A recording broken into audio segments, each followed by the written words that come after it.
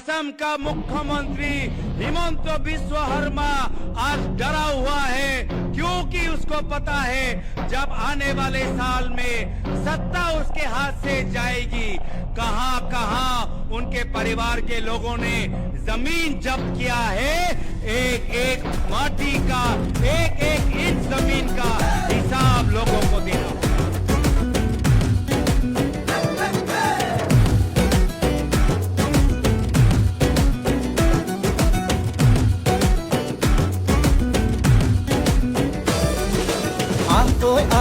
লগে ভাগে জাতিটো বচাবৰ সময় হ'ল, সহোদৰ ভাই মাই ভনী আই হাতে হাত ধৰিনো আগবাঢ়িব। তই মিলি জুলি নতুনৰ কথাবোৰ শুনিবৰ হ'ল, অসমীয়াই মুখনি চাই একতাৰ এনাজৰি বান্ধিবৰ হ'ল। এই প্ৰগতি আনিব কোনে, শান্তিৰ গান গাব কোনে, দুখীয়া নিচলাৰ দুখবোৰ আঁতৰাই হাঁহি জিলিকাব কোনে।